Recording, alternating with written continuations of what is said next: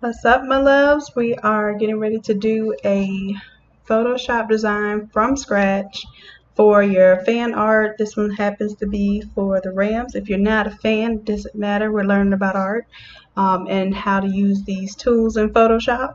So the first thing I'm going to do, I already brought in the PNGs for the images that I cut out, but I'm going to go ahead and do one on the spot just to give you an idea what type of time this takes.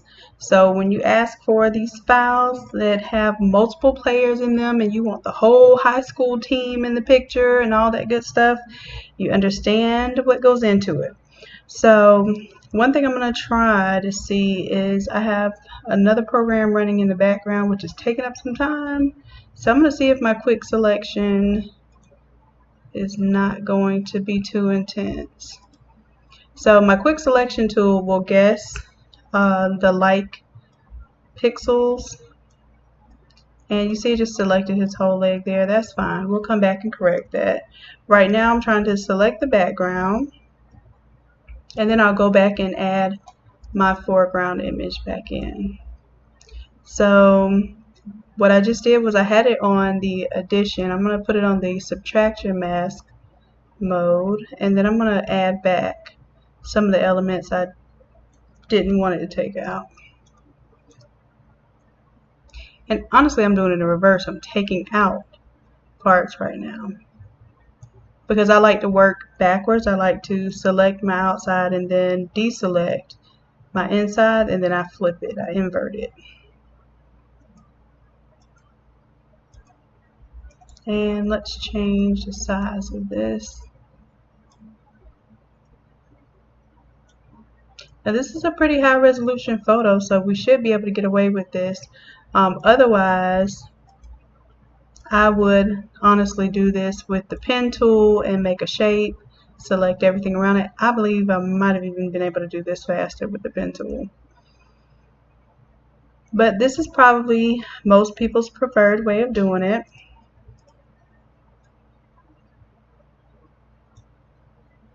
Honestly, I say get better with the pen tool. That way you know that you can use it no matter what.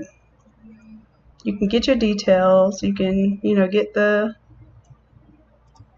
little pieces of hair that normally the program isn't going to pick up.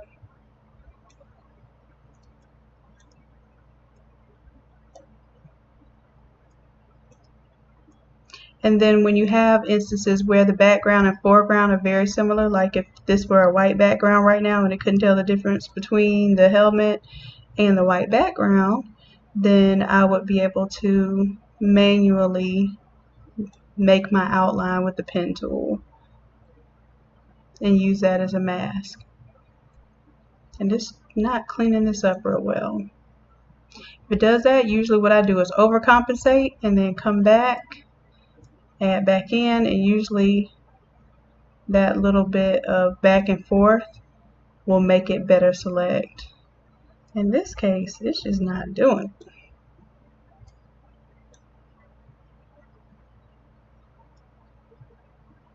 And it has this option to auto enhance. Sometimes that just slows down the process and I cannot stand it. Like it thinks too much and it drives me crazy. Now you can also hit your shortcut keys, your shift and your alt, which I should be doing that. Shift is to add to the selection, alt is to subtract from it. What is going on with this helmet?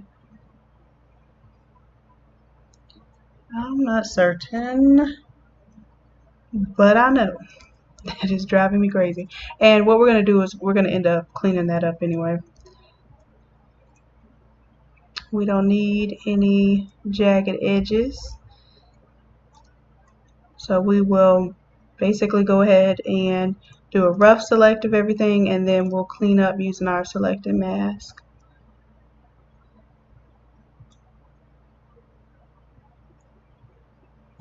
So let me go to shift. I'm going to add that back in. And see how it tries to think right there, and it thought incorrectly, of course. But it believes that this is part of the background image here. So I'm going to alt, take away, and then I'm going to shift, bring it back to see if it will get a little bit smarter.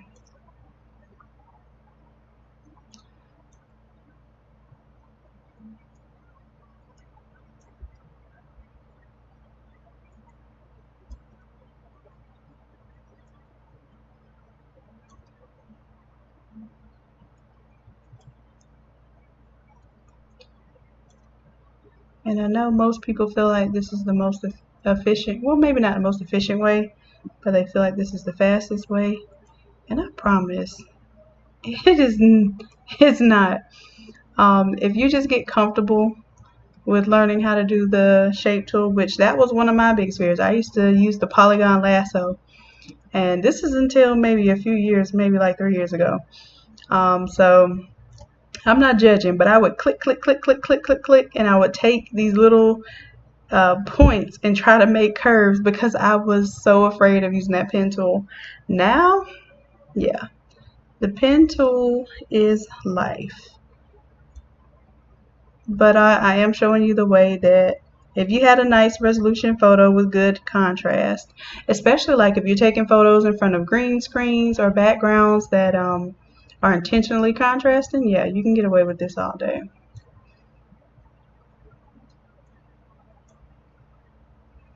All right, so of course we don't have perfection, but we have a pretty good starter mask. I'm going to make sure that I don't have anything cut off that's really important, like an ear, a finger, anything of that nature.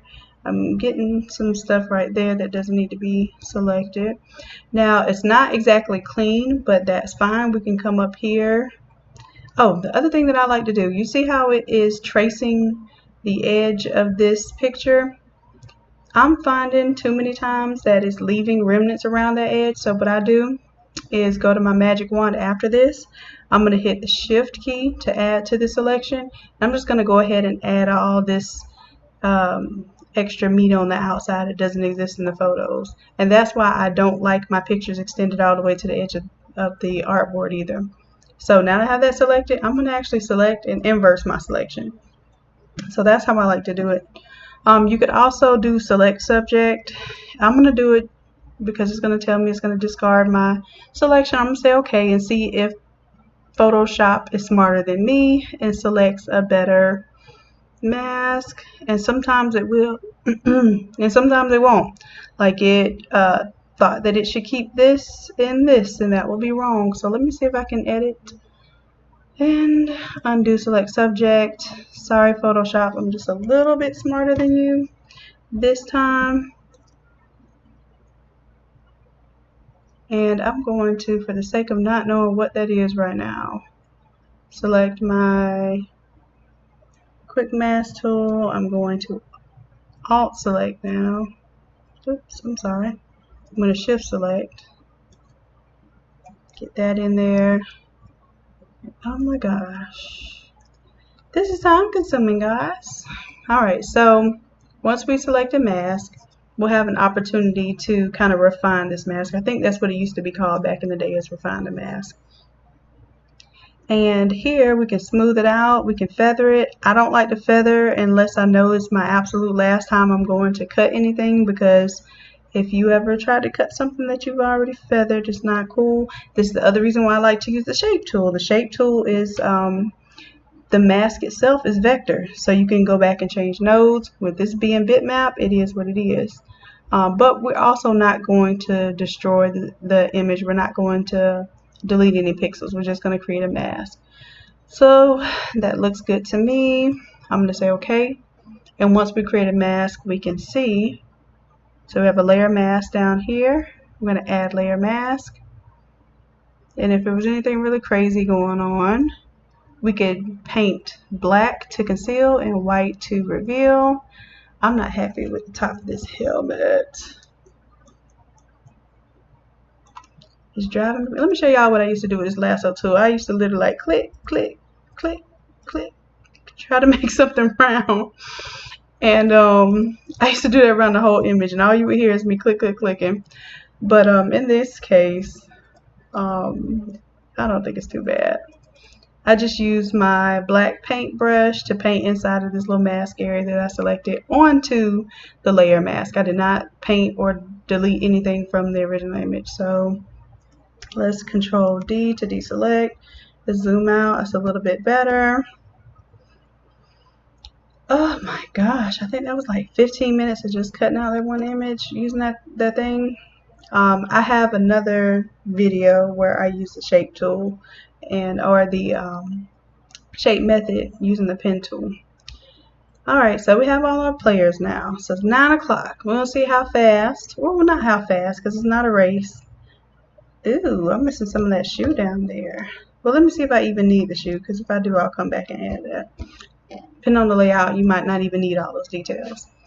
But anyhow, like I said, we're not going to worry about how fast. We're just trying to be a little bit unique and original with this one. Maybe even come up with a new template style.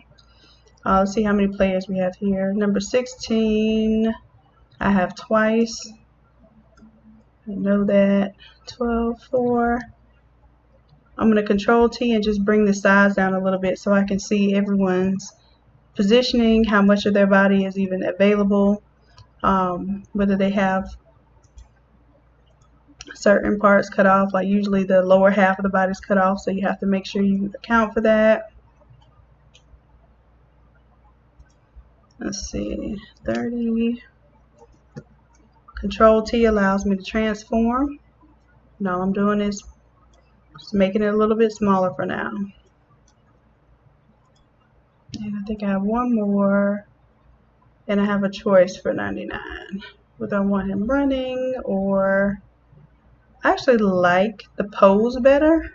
However, I think with everyone else, the pose might be a little extra. And everybody else's uniform looks a little more white, and I like to try to make their uniforms look the same color. So we'll go with him running. And Control T to transform that down in size a little bit. And then I believe I have 16 in 2 different positions. There's the other one.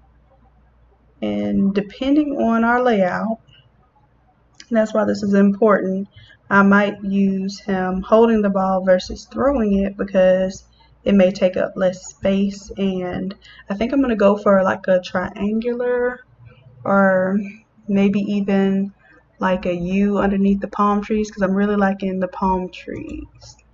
So right now I'm going to take off the throwing one because you can see already it takes up more room because it's hanging off the artboard. So let's just go ahead and Control T. Let's make this background image bigger, and we're going to change the colors of it and all that good stuff.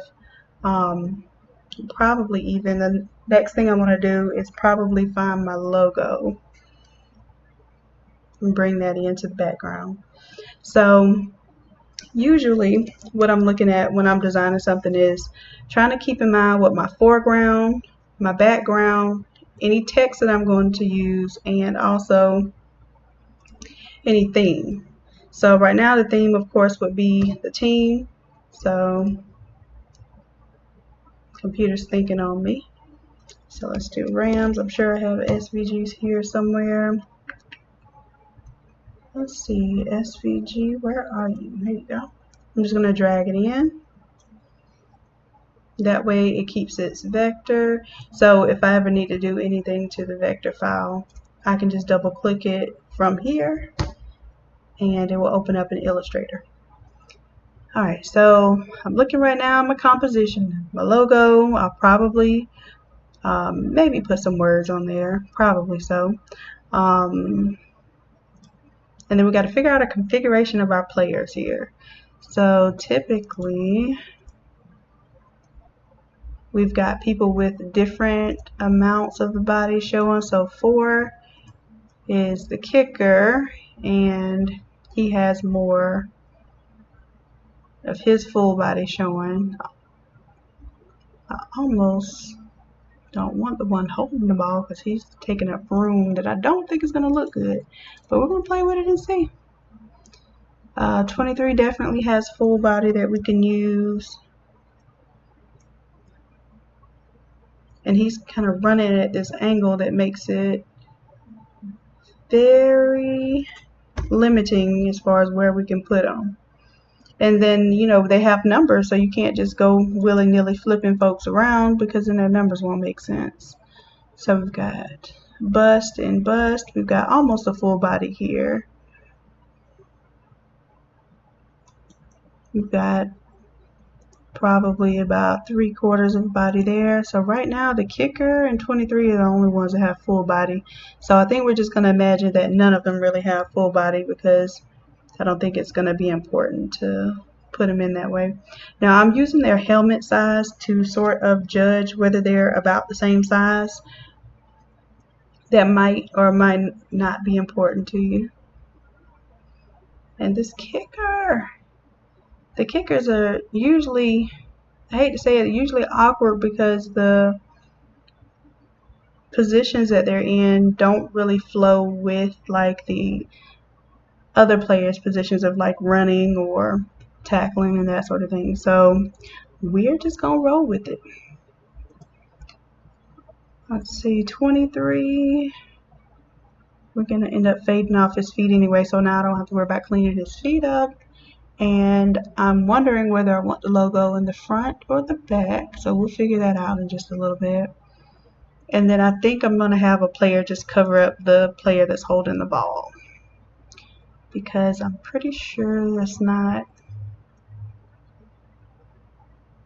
one of the best positions as far as layout goes. Not down in anyone's position on the team. Lord knows I'm not out there doing it. And I want to expose more of 99's number. 23, I'm still feeling like he's got to be running more at this angle and on this right side. And then of course number 16 would probably need to go in front of 23's hand, so I'm going to find 16 and bring him in front of 23. Oh, the other thing is I can go ahead and take this layer mask, and first thing I have to do is right click.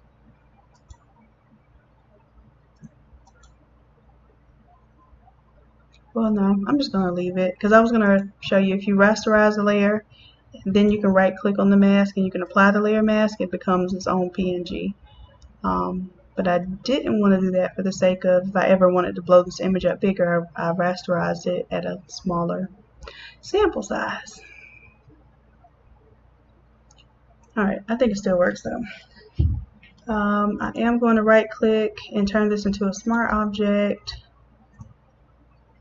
just in case I do something to it, I want to be able to go back and access this later. And then I'm also going to export the contents and put this one in my PNG folder for all of my athletes, just here. And instead of a PSB, I'm going to export it as a PNG. Quick export as PNG. That way when I'm done with this, I realize that I did save him as a PNG like I did everyone else.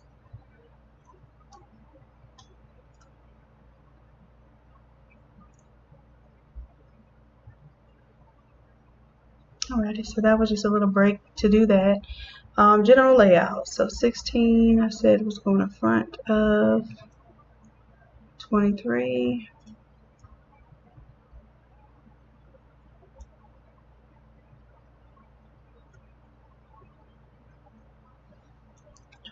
Scale is a little bit off, make him a little bit bigger.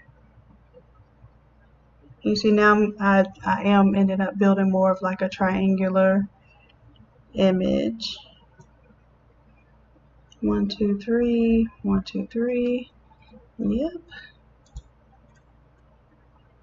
Which kind of makes sense. The palm trees are making a triangle as well. Might switch them out, see how that looks. And believe it or not, this is the hard part. I know you think the graphics are intimidating, but the placement and being happy with it and just letting that mess go, especially when you like to spend too much time on stuff like I do. For instance, these jerseys are a little more yellow than these bright white jerseys, so I would go in and I would go to my adjustment layers, and you can change the hue and saturation to pull some of the yellow out of it, but because their uniforms have gold in it, I don't really want to do that. So I just may go to my levels, use the previous layer to create a clipping mask so that it doesn't affect anything but that particular layer. And I'm going to see if I bring my highlights down a little bit, if it just brightens it up to where it's at least somewhat like the other players. And you know, as a matter of fact, like I said, it's a good idea, I think I've mentioned this in another video, to lighten up the skin of some of the darker skinned players, and that's for the main purpose of when you're printing.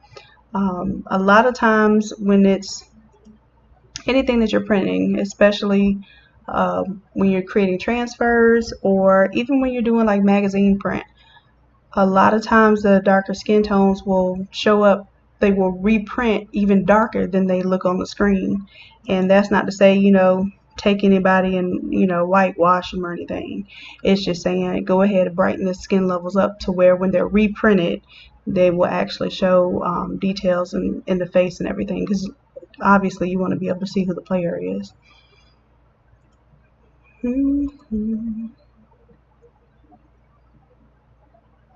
Alright, and I think one of the main things that you look at is the face. Make sure you can see the details and that there's contrast. It's not necessarily that it has to be all light, there just has to be good contrast there so it doesn't get all muddy. Same thing with lighter skin tones. You have to make sure everybody doesn't look washed out. If it's way too bright, when you print it, you won't see details in the face. You want contrast. You want to see where, you know, where the nose and the sockets of the eyes are creating these different intensities of light. And I think we're good on this. Might brighten up his jersey just a little bit. Girly layer, new adjustment layer. Take those levels.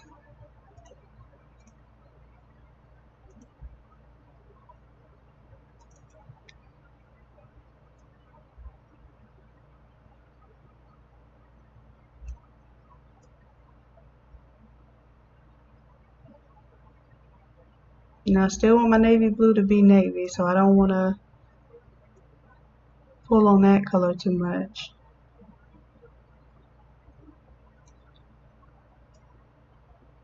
And it looks like I'm not getting my desired effect by just brightening up the white. So I may have to remove a little bit of those. It looks like there's a little red and yellow that's making this jersey look not so white. So let's do it then. Layer, new adjustment layer. Let's go to hue and saturation. And I'm going to select red and just crank it up and see if that's what it is. It's not red, so I can turn red back to 0.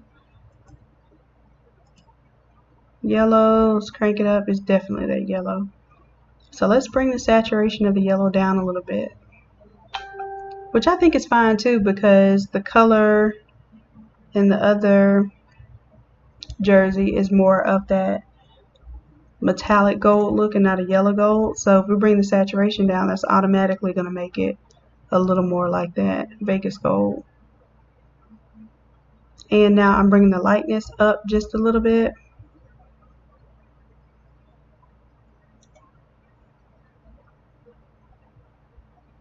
And if I were to bring it all the way up, it completely make it white. Yeah, I think I'm satisfied with that for right now. I'll go with it.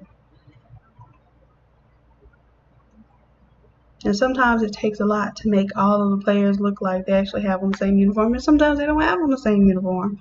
So you could just be like me, going about these motions and nobody ever notices what you're really doing. The kicker, we're gonna have to figure out what's going on, Mr. Kicker. because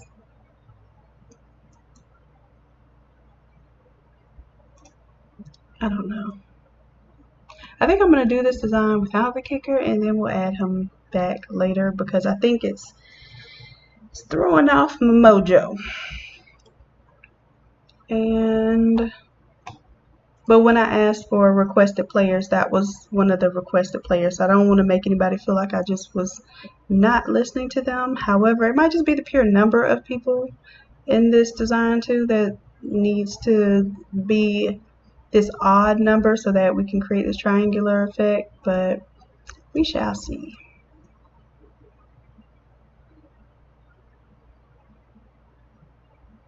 I'm also trying to figure out if I want my players on the inside of the palm trees or the outside. I'll take my ram, and for right now I'm just going to bring the fill down just so that it's not so blazingly in my face right now. I know that I want to use it as a design element. I just don't know where yet. Don't know if it's going to be top, bottom, background, or be its own kind of standalone element. And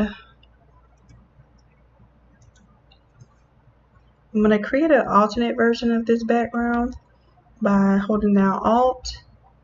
Oh, that was in the background. That was the ram. Alt, and I'm going to pull down. What am I? Is this smart auto select thing on? No, it's not. So I'm on the background, I'm holding my Alt, and I'm dragging the background layer. Oh, duh, this background layer has some white stuff around it, so it was doing it the whole time. I'm going to fix that right now. As a matter of fact, I'll just go ahead and crop this down. The original image has that white around it. That's why I was not thinking it was duplicating.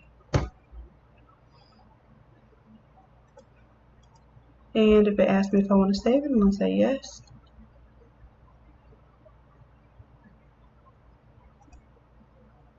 Oh, but I cropped. And when you crop, Photoshop is going to remember those pixels unless you tell it to. So let me flatten this image. That way, I believe that will make it believe that it deleted those cropped pixels. There we go. And as a matter of fact, I'm going to get rid of the old one with the white border.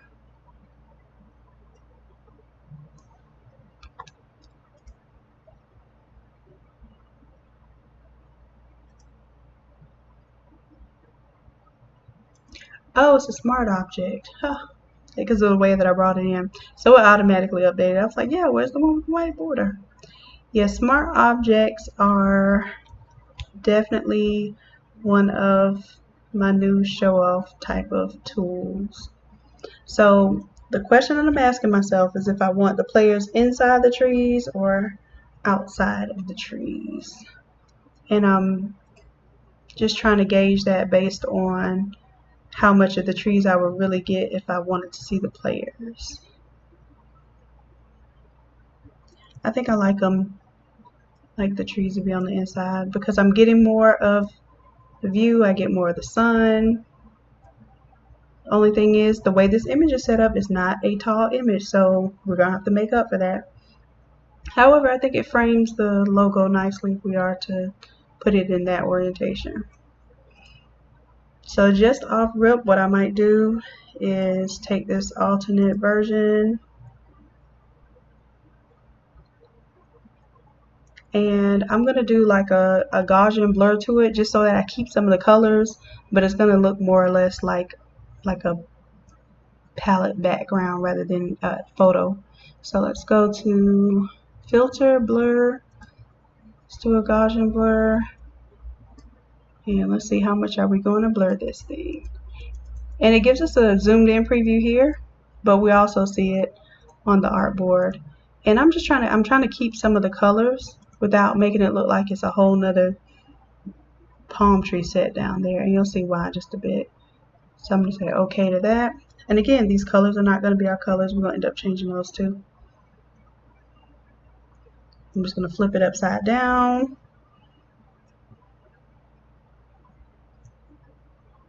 And then what I'm going to do is a layer mask on this layer, and I'm going to use my gradient tool on the layer mask, and I'm fading from black to white, which means I'm hiding and then revealing. And I'm going to put this layer on top of my actual background layer, and all this is allowing me to do is just kind of let it fade over the existing background.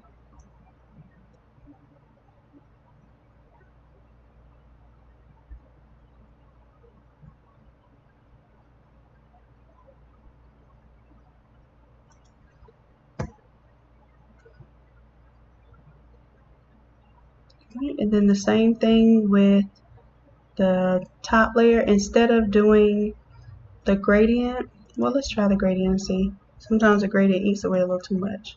Oh, that's fine.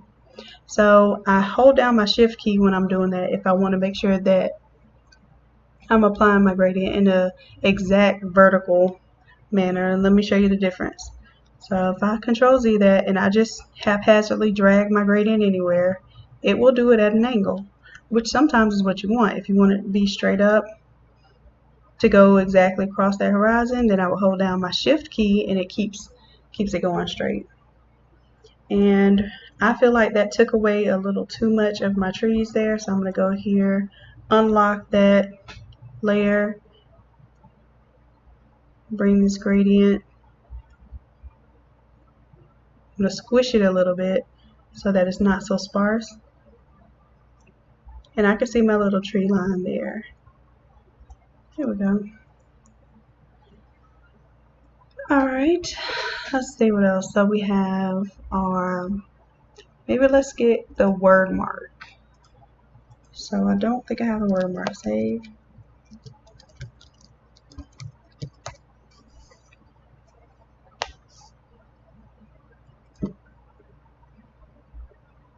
And it would be nice if you have an SVG. If not, it's not a big deal.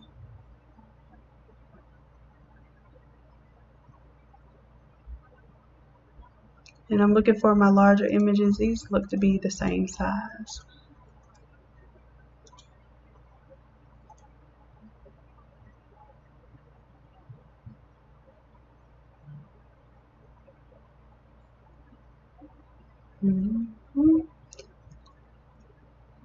And I don't want the one that has the logo in it just because I think we're going to use a logo in the background.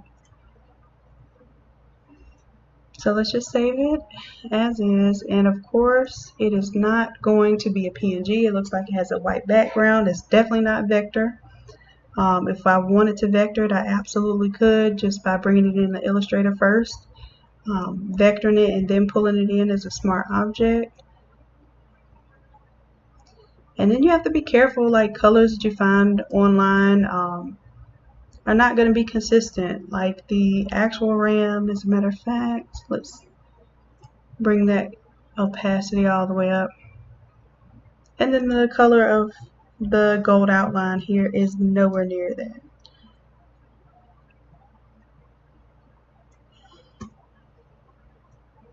So you got to choose your battles, how you want to do this. Right now, I think we're just going to go with the flow of using this as is. I'm going to select this inverse and just go ahead and create a mask for right now. We can definitely, you know what, no, I'm not going to be able to do that. Some people go in here and clean this white up. Select, deselect.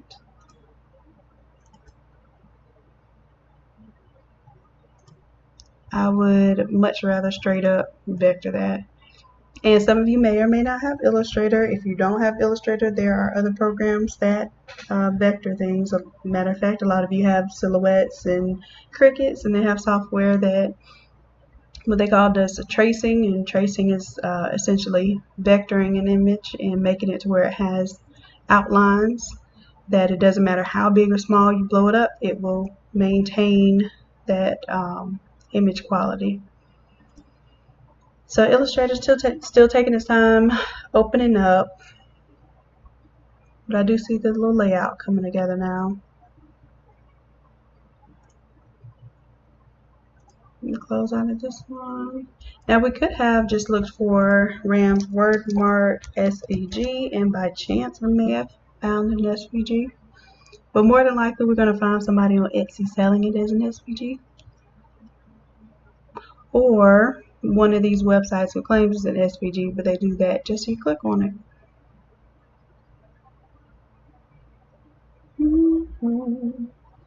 I'm actually going to save that design. I've been seeing that the Fueled by Haters deal, and I think we're going to do a template on that. And save it in my little idea box.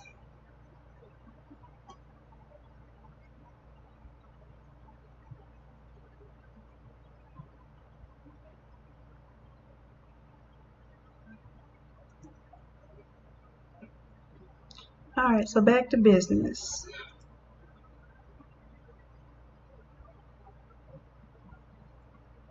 We were getting ready to vector this, and I don't know if it's because I have the screen recorder on or what, but my resources are running pretty slow right now.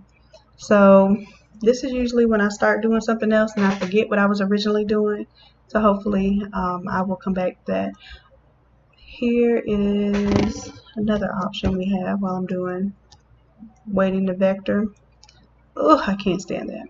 Okay, so let's say I'm going to delete that layer mask because obviously it's not making me happy. I'm going to go to my magic wand tool. I'm going to change my tolerance to like I had it on 1 because I had white on white and it was very hard to tell the background from the foreground. So I'm going to put it on 10 now since this white is very different. Matter of fact, let's do 21.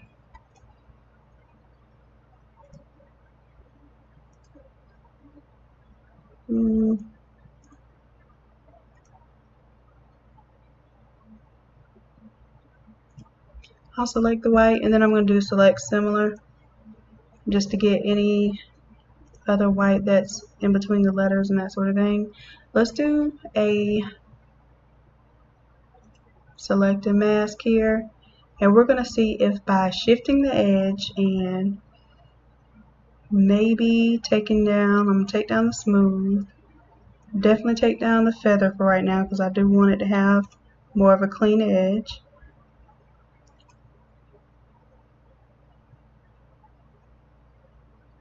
Let's shift it. I don't think my shifting is moving on my preview.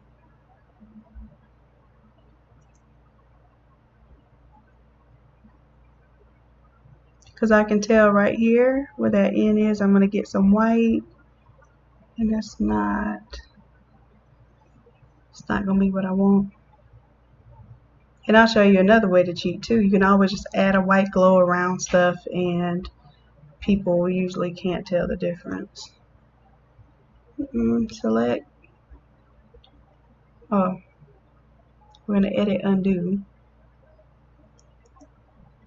And then I have to make sure when I'm masking I want to have selected what I want to keep. So I'm going to select an inverses because I was selecting the white and then create my layer mask. And I guess that did okay.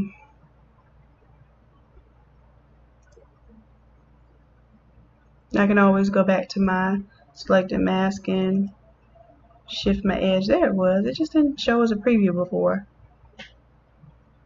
So I shifted my edge in the negative direction, and it does eat away at some of these lettering too. So like I say, you got to pick your battles. Just gonna call that okay for now. And then instead of me trying to repaint this gold because it's already giving me issues with these pixels, I would do a layer, new adjustment layer, do my hue and saturation, and then I would select my yellows and play with the lightness and maybe even the saturation and color. And you see it is changing a little bit.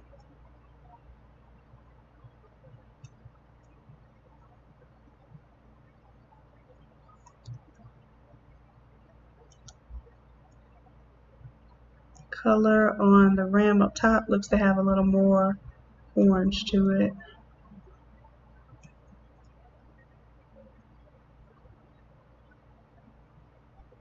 And this is just me eyeballing it, which is not exactly how it should be done.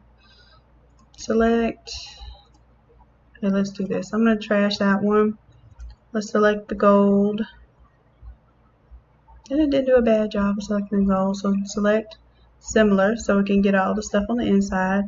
We're going to create a new layer, and I'm going to get my paint bucket, hold down Alt so that it temporarily turns into a color picker. I'm going to select the gold from the rams, paint it, select, deselect, and sometimes you'll see rough edges depending on how that was, but that didn't do too bad. So now I'm going to group these two so that they stay together, and I want to create some type of glow around them. So let's do an outer glow, and we'll make it white.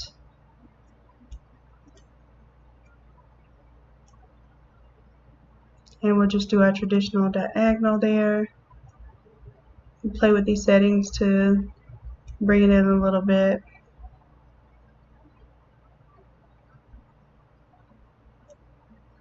And I can even bring down the opacity so that it's not so stark white. It just has like a little bit of a glow.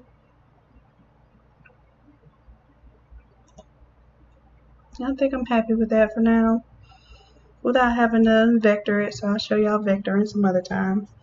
Because since we're doing the white glow around it anyway, it doesn't matter.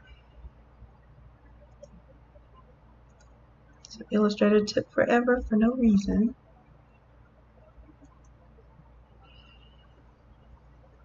Alright, so back to our layout now. Looks like we're kind of coming together. So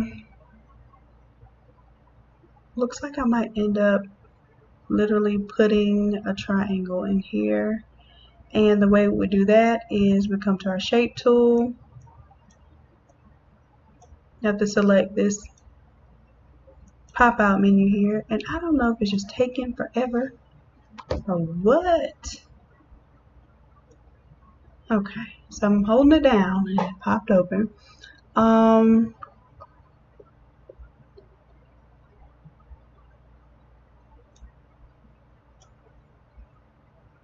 Let's do a custom shape tool, and let's see what shape we have available here. Now I should have been able to do a polygon. It's not available in here, which means it might be in my extras. Yep, polygon tool.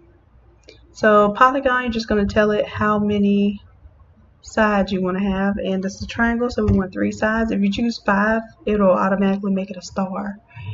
Alright, so we don't want smooth corners or anything, we'll just say okay. Oh, it did a little invert in there. Yep. So let's see what those settings are. We don't want it on star, we want to take it off of star. But that's what I was saying, if you put 5, it would automatically make you a 5-point star. But we don't want that, so now we get a triangle. And if you hold down your shift key, it will lock your triangle to this vertical, or I think that locks it to 45 and 90-degree angles. So we're going to point the tip down because that's how the trees are going. And right now I'm going to turn this opacity all the way down. Matter of fact, I stopped fooling with opacity and I fool with the fill. Let me show you what happens. I turn fill all the way down. I'm going to right click and I'm going to, I lied. I'm going to click on my effects. I'm going to add a stroke. And that's because I don't really want to stroke on my shape. I just want to stroke on this layer so that I can see where I'm placing it, and then eventually I'll use that stroke to create my line. So I'm going to tell it I want it to be white, and this opacity I'm probably going to bring down a little bit. Okay. Now this is just where I'm setting the tone for my design, so I'm going to see if I want this to be an equilateral triangle. Or if I hold down my shift key,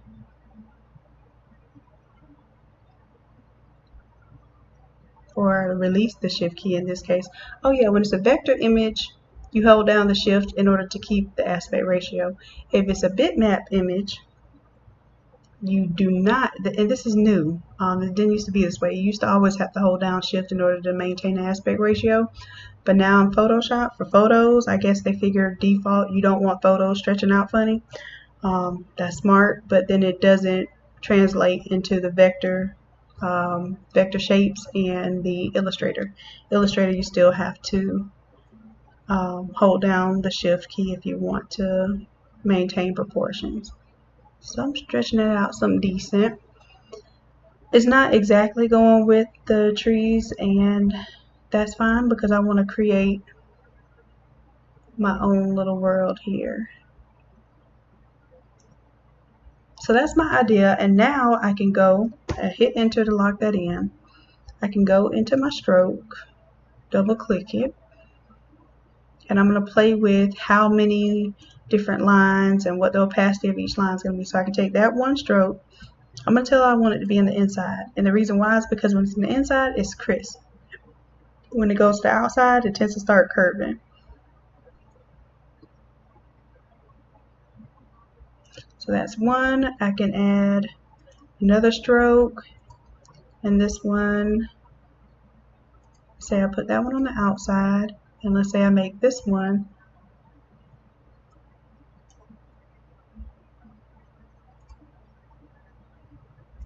make it black, just so that when I use this as a different template again, I'm just going to keep with the white and black. Add another stroke, this one, add to the outside, and we'll color this one white, and maybe make that one a lot thinner.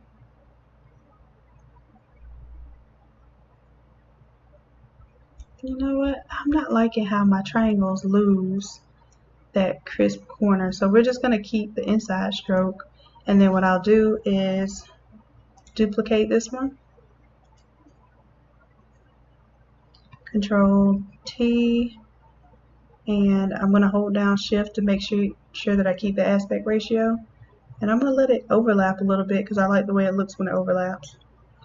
Then I'm going to hit enter, take both triangles, I'm going to skewer them in the middle, from top to bottom center. I don't think that's the professional term for it, but it looks like a skewer to me. And then what I can do is for the first object, I can reduce the stroke a little bit.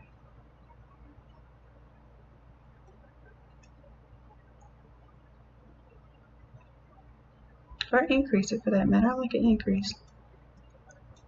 And then maybe for the second one, I'll increase the opacity.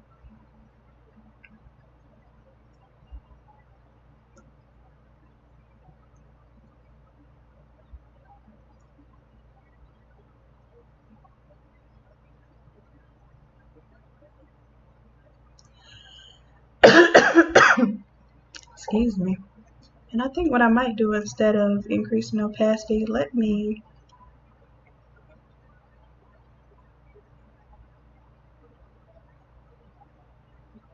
take away from it by right clicking.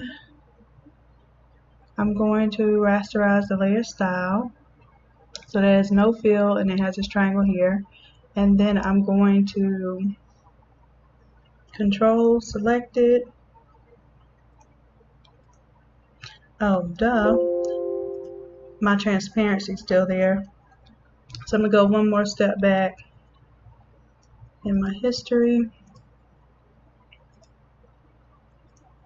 take my stroke and make it 100% opaque,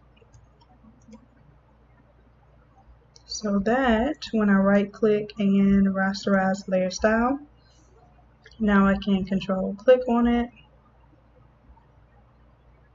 I'm going to select the inverse, and then on my other layer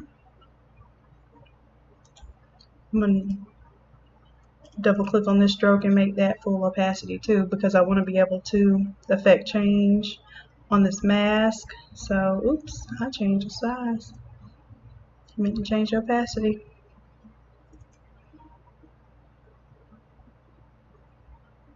So opacity, let's bring that all the way up to 100. Say OK. So now when I right click and rasterize the layer style, all it did was take that shape or that effect that I did and make it into its own bitmap image. It's locked in. So if it was a drop shadow, it would have rasterized just that drop shadow. So select, oh, I am creating a layer mask. Turn this one off.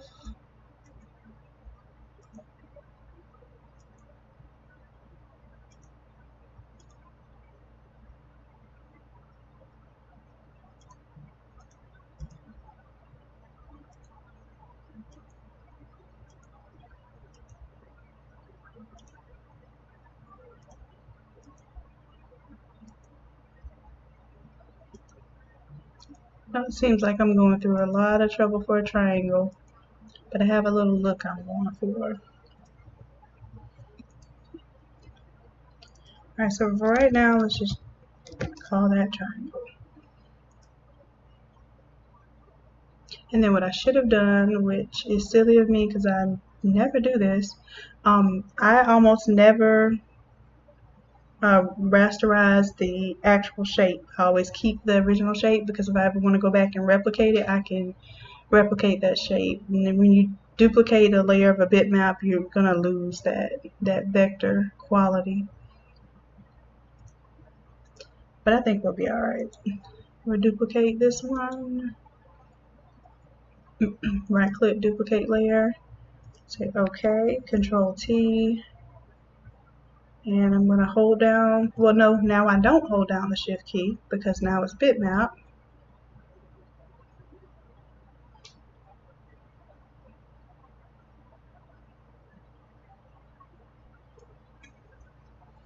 And for this one, I think what I want this to look like a metallic gold. So I'm going to turn my fill all the way up.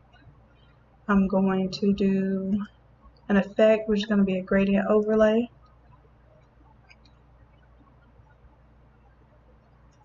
And let's see what we're going to choose. I have something here that looks like gold. And as a matter of fact, if I want it to be more of the Rams gold colors, I can take and switch out some of these areas where it has a little more of that yellow gold, and I'll switch it out for this more Vegas gold. It's a little more convincing.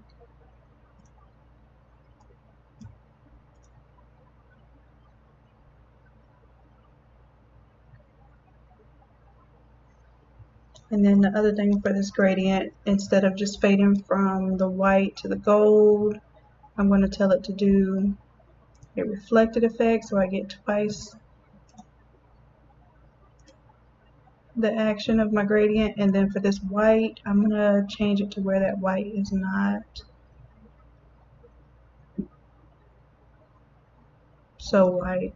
I'm actually choosing this where this white is overlapping the gold, so it gives me just a little bit lighter gold. Alright. We'll figure out where we're going to go from there. And then I'm basically going to erase, not erase, I'm going to create a layer mask, and I'm going to reveal parts of the player that I want this gold part not to go over. So as you can see, we're almost at an hour now, as far as from when we started laying out, and we're still laying out. So just to give you some expectations of why this stuff is not necessarily the easiest in the world to do. Okay, so I said that I was going to do something down here with this background. Let's go ahead and find our background. We have two parts to our background. One is the blurred upside down version of the background, and the other is the standard version that we had, and we just gradient masked off that edge so it's not so hard. Excuse me. Alright, so let's see, what are we going to do here? I think what I'm going to do to achieve a layer mask is to, number one, go ahead and put a mask on this whole group. So this whole thing that I'm calling my background, I'm putting a mask on it. And one thing I can do, I can literally clip it to this triangular shape, this biggest triangle that I have here. I can select my magic wand, go to the outside of it, select inverse, and then I'm going to delete the layer mask that I have on it just so I can show you what this layer mask looks like. Just in the triangle, and that's cool. As a matter of fact, I do like that.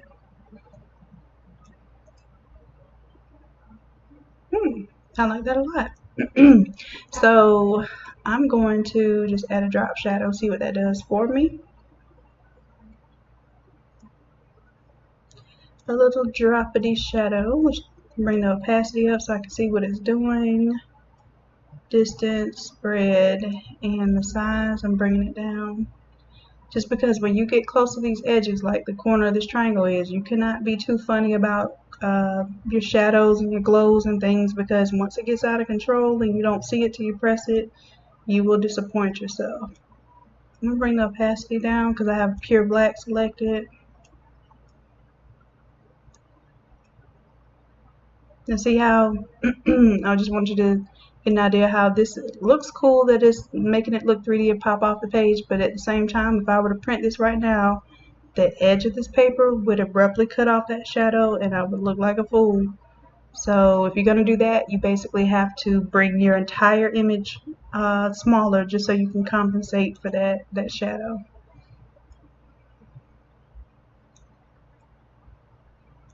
And I think we could still achieve that effect without having so much of the shadow close to the edge of the paper there.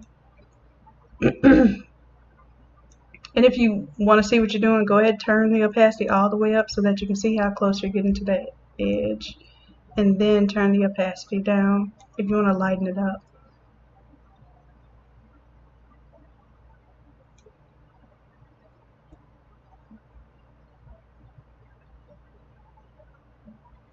And you see there's got to be some area, when I turn this shadow all the way up, there's an area in the center here that's getting darker, and that's because there's an area in which my fade off from one background is not completely 100% overlapping the fade out from the other one, so the shadow is appearing between these two.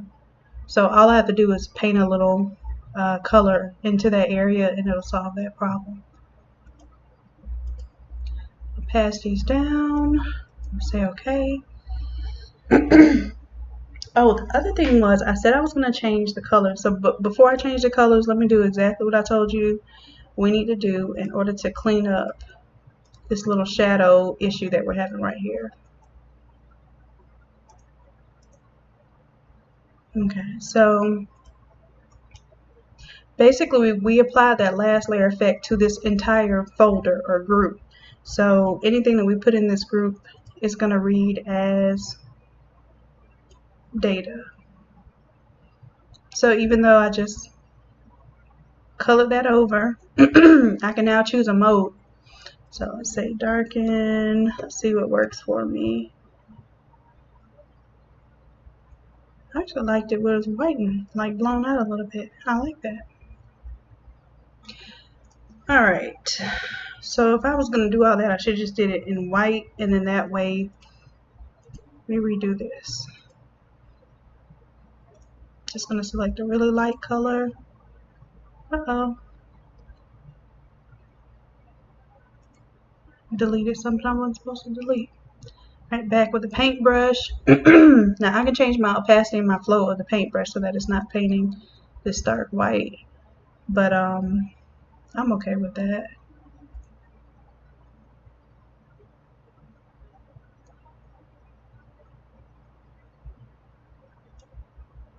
See, soft light. Yeah, that's what I want to go with, that soft light. That is what I want. And I'm going to go ahead and take this layer, the layer underneath,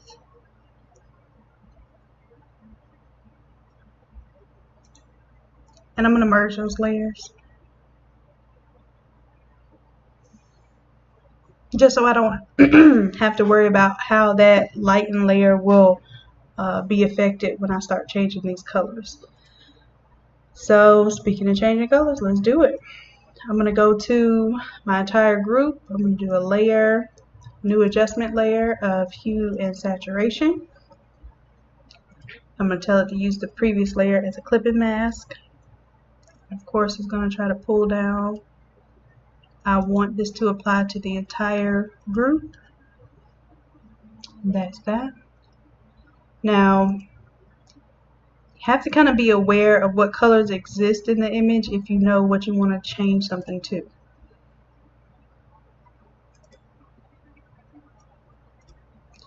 So in this regard, I could take the master and I can change the colors on the master, and basically it's going to change the colors in the image respectively. However, it's not going to guarantee me that I'm going to get a gold and a blue, because as you can see, when I get gold in one place, I'm getting this sort of sea green elsewhere. So what I want to do, undo what I just did, get my original colors back. I'm going to go to my yellows. I'm going to crank up my saturation just so I can see where my yellows are. If I pull my saturation all the way to 0, it should pretty much gray out wherever yellows are, and if I crank it all the way up, I should get a good idea of how this color is going to be affected. Now, one thing, I can change the hue of just those yellows. So if I want my yellows to be more gold, it will be a subtle change. If I want the yellows to actually be blue, it would be a big change. And sometimes the more you're changing something, the worse it looks. Like you can see, it starts to look like a infrared type of deal, and that's not what we want. So I think I'm going to keep with the yellows just because it makes it a little more consistent. Bring my saturation down so it dulls that yellow out a little bit, and then I can even lighten it up. In this case, I do like it having some intensity of the color, so maybe that saturation a little higher and brighten it up with the lightness just a little bit. Alright, so for that green color, I don't know whether that's green, cyan, or blue. So let's start with green because that's my guess. And I guess looks to be pretty right. Let us change that to different hue, and you got to be careful because blues and purples get very confusing in this area. So like I said, I'll crank up my saturation just so I can see how close I'm getting to the blue or the purple.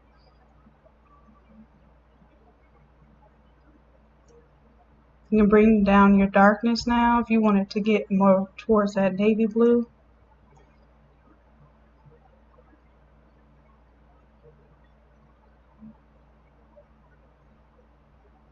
And this just is not giving me enough blue, honestly.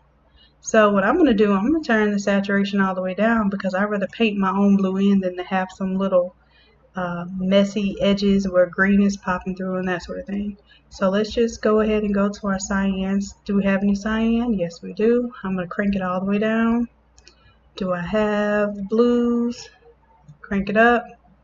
You see just a tiny bit of blue popped up there. But I'm going to bring that saturation all the way down because I would rather paint my own blue on there than to deal with how that was just performing. This isn't a very high resolution image. I pulled this off the internet. I like the way it looked, but it may not be the best resolution. So that's another reason why you won't get clean delineation between your colors. And that's cool too. That's what you're going to run into. But I bet it'll still look good. Alright, so we play with our yellows. Magenta, if you wanted to see where the magenta was, I don't see any here. But I'll crank the magenta all the way down. There might be a little red here in this area, so let's see. Yeah, there's red all over. So if I were to bring the red all the way down, now all of a sudden that yellow looks a lot more like the gold that we want. So yeah, I think I'll bring that down. Okay, I'm liking this.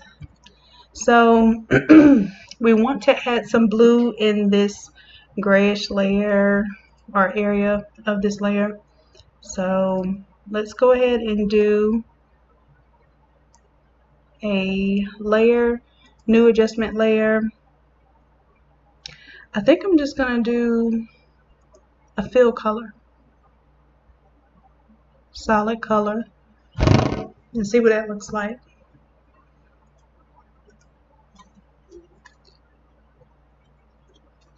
I'm gonna choose the blue here, say okay. Now this also gives it a whole nother look if you didn't like the palm trees, but that's not what we're going for right now. I'm gonna play with these blend modes until I find how I want that little corner to appear. That's it. I don't know, lighten, screen kind of does it for me because it puts blue in where the shadows are on the palm trees. But I like color dodge. This is something you can spend so much time doing. It is ridiculous. So the linear dodge kind of washes out the sunset a little bit.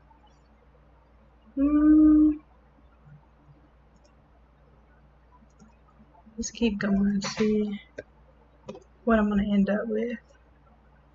Overlay definitely puts more of the pure color in there. You know what? Let's work with overlay because what I'm going to do, I have a layer mask automatically on here where I didn't have to put one. That's the beauty of the adjustment layers. I'm going to crank up the size of my brush and I'm going to make sure I'm painting with black on this layer, this adjustment layer.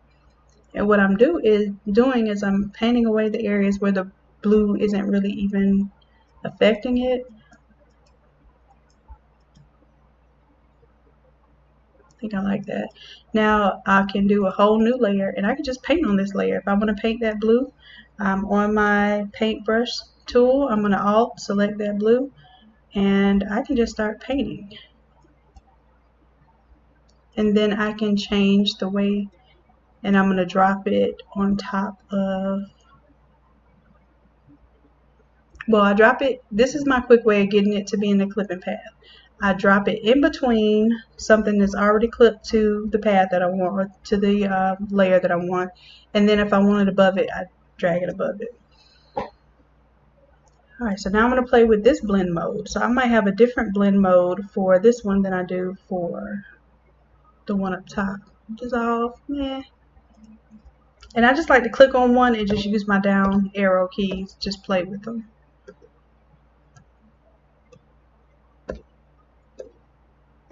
But I like the idea of bringing more of the blue into it because all the jerseys are white.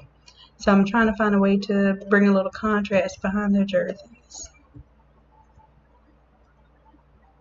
The white looks so clean and pretty. Oh, Photoshop problems.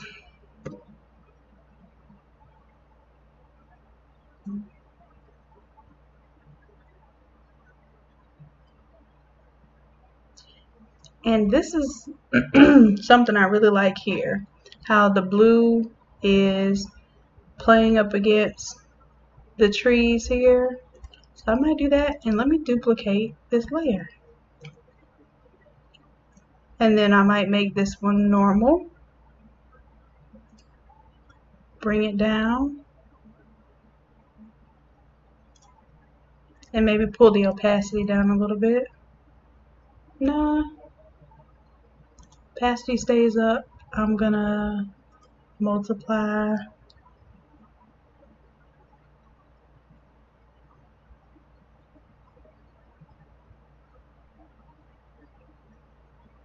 You know what? Bump it. I'm not gonna do any of that.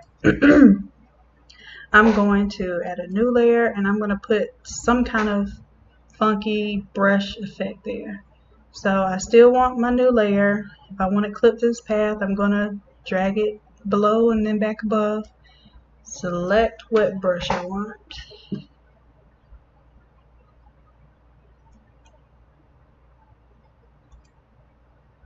Oh, there we go.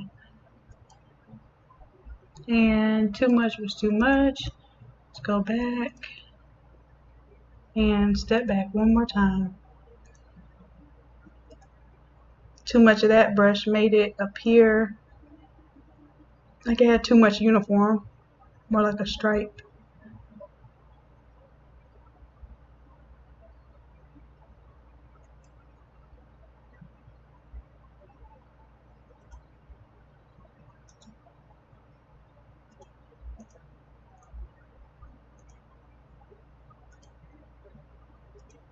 A little marbling there, something different. And then on this layer, if I feel like it's a little too intense, I can always pull that opacity down. Just wanted something a little bit different to put there. Let's see, maybe one more thing.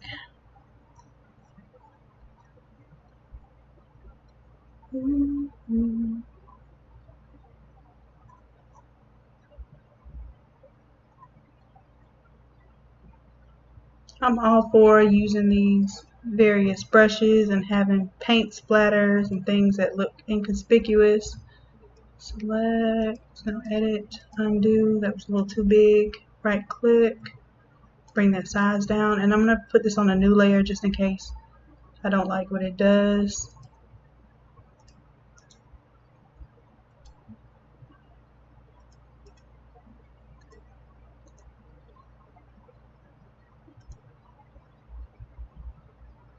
Okay.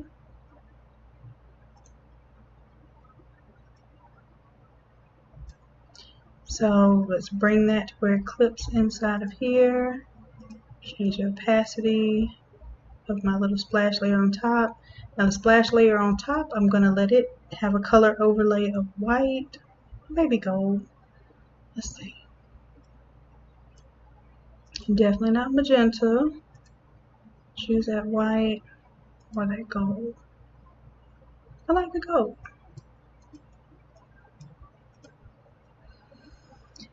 Alright, let's see. So we're getting a little bit of somewhere. Now we got to clean up. We have to clean up our players and then what we want to go in front of what. I usually save that for last once I get everything exactly where I want it. Like for instance, his number is covered up. So I might pull him up a little bit so he gets a little more recognition on his number. But not up so much that I can see the cutoff part of the body. And we can even change that. We can use our paintbrush to kind of feather off the edges of the image. And that's what I typically do anyway, because I hate to see something look like it's cut off. It reminds me of magazine clippings rather than a professional, well thought out photo layout. Alright, so make some use of his legs there. Quarterback 16, let's bring him. His number isn't showing. Let's give him a little recognition with his number. And they're covering up my nice little paint splash I did. I don't know if his number is important for that. Let's do this whole group. And let's call that the word mark group. So that way next time I click on it, I'll know what it is. I'm just going to reduce this in size a little bit because I want to expose more of the player.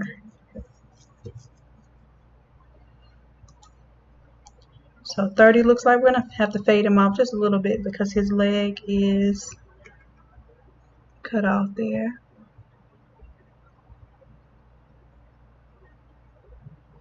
And Control T, I think he might be a little bit bigger in size than the others. Bring that down a little bit. And I know number 99 looks like he's just naturally bigger than everyone else, so I'm probably not good on his proportion right now. Alright, so I'm happy with proportion. Now I have to work on what I'm going to fade off, what I'm going to clean up, and we're at we're at an hour and a little change now as far as after the images were cut out. the layout time. So I want y'all to think about this when you're asking somebody to do a custom layout, especially somebody like me. Alright, so let's click on 30. What we're going to do now is a layer mask to him. Let's get this paintbrush, and now we can get this going. Now you can actually, you don't have to always smooth out these edges. You can paint him to have like an artistic edge there. Some people do that. For this one, I don't think I want to do that because it's more of a clean design. But if I was doing a grungy design, oh heck yeah, I would have them with little, their legs would be paint splashes rather than fade offs. But that's not what I want. So I'm going to go back to my history, go back a few of these brush strokes. There we go. I just went back to where I added my layer mask. So I have a clean mask. I'm going to grab my paintbrush, grab my soft round tool, get on my masking layer. Of course, that brush is too big. And I'm just swiping over it just to, I did not want to do that to his arm. I just only want to do that to his leg. And as far as anything else showing, I have 99 problems, but my mask ain't one. Alright, so let's go to 99 and create a new layer mask. Grab that paintbrush and fade that off. And I think I did need to fade off behind that shoulder because that's tucked behind the shoulder, so just that side. Alright, I'm thinking that looks good. Looks good. So now what I have to determine is basically my triangle layer, which I have on top right now. I need to decide what's going to be showing through. Now, one thing I could do, I can create a mask layer. I can go and reveal parts of the face that I want to come through. So then that way the lines are still going through some of the uniforms and stuff. I think that's pretty cool. But I definitely want to reveal these faces. I think that's rude to do anything where you just abruptly cut somebody's face off unless you're trying to do one of those effects where you block their eyes out.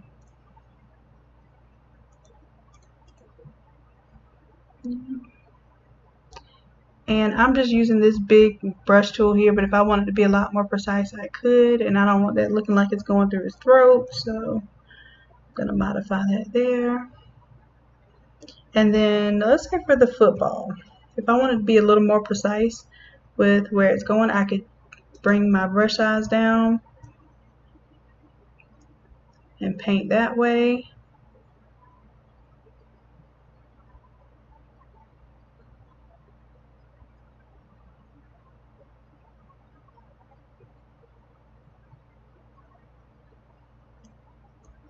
Or I could have also created a layer mask or an area that I was going to paint over a mask using the selection tool. But I think this worked out just fine, especially for the purpose that we're doing. We're kind of objectively choosing what we want to show through right now. And then all I would do is bring the word mark group above the triangle group, and that dropped it inside. The way that you know it is above or below a group is that you'll see it turn into double lines when you're dragging it, and otherwise it'll drop inside of that other group.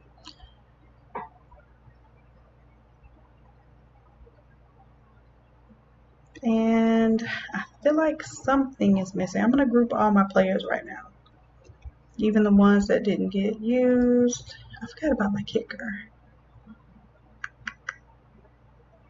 I might add Mr. Kicker in later. Let's go ahead and do something to where it makes them stand out. And I don't know if it's going to be a drop shadow, a glow, or what, but I have the whole group and I'm applying an effect to the entire group. Which honestly is not what I want, and let me tell you why. Did you see how I had that shadow below where I wanted that actually cropped off? So what I'm going to do is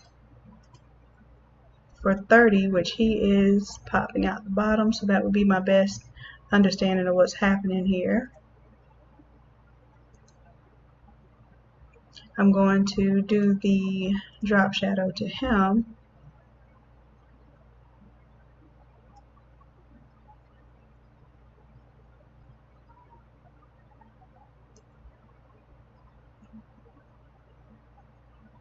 But I do think they need something to stand out from this background. And it doesn't have to be a white drop shadow. You can do, I mean, a black drop shadow. It could be a white one to kind of make them have more of a clean background, especially since the stuff inside the triangle is so busy. I think I like the white back. Even though they have on white uniforms, I thought I would like the dark drop shadow more, but I don't. Go figure. Right click, I'm going to copy that layer style, and then I'm going to paste that layer style on each of the players. Now, here's where if you labeled your layers, where it comes in handy. I'm going to right click, and I see my 12. I'm going to click on him. I'm going to hold down my shift key. Right click, click on 30. Even though I know he already had the layer style because I copied it from him, I'm just going to cover all my bases. 16, I'm still holding down shift. 23, still holding down shift. 99, and all of these things are selected. I right click, paste the layer style, and it just pasted that same layer style to each of them. And now maybe I'm not so crazy about my white. Let's say I wanted to change it.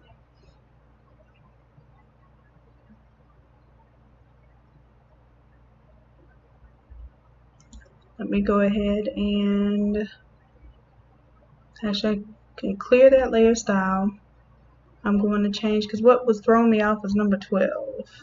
So let me select number 12 and see what he looks like with the dark shadow. Drop shadow.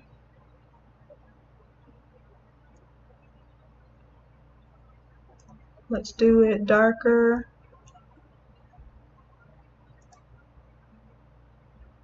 Yeah, I did like the darker with him. Say OK. And now let's right click, copy that layer style, and hold down our shift key. We got 30, we've got 99, we've got 23, and we've got 16. Right click, paste layer style.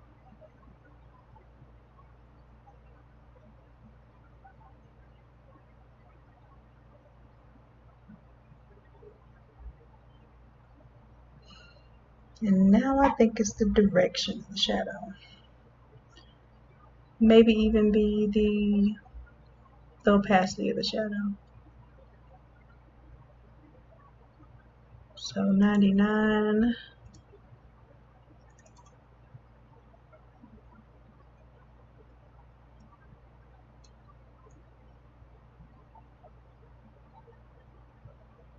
Yeah, I think that's what it is. So we got 34 opacity. I'm going to right click, copy that layer style. And if I had all of these in a row, honestly, I could just select all of these, because even players that I'm not using, I can select all of them, shift select the first and the last, and paste layer style. That's my good happy medium there. Now, for my group, I'm going to call this all players. I can create, that looks so pretty to me. Alright, all players, let's do a layer mask. I'm going to choose my paintbrush here, make a bigger size brush, and I'm going to paint. So even though that drop shadow added a drop shadow to this fade off, now that I'm on my main group for all the players, I can erase parts that I feel like are parts of the effects that are overbearing. So just like I didn't like how that leg was, I'm good with it now.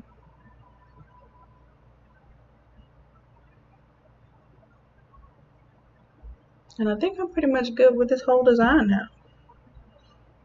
Oh no, my ram. I think I'm going to expose some of the ram through the triangle too. So let's go to the triangle. I've already got my brush selected. I'm going to let some of the lines go through the rim and just fade off into them. I think that's cool.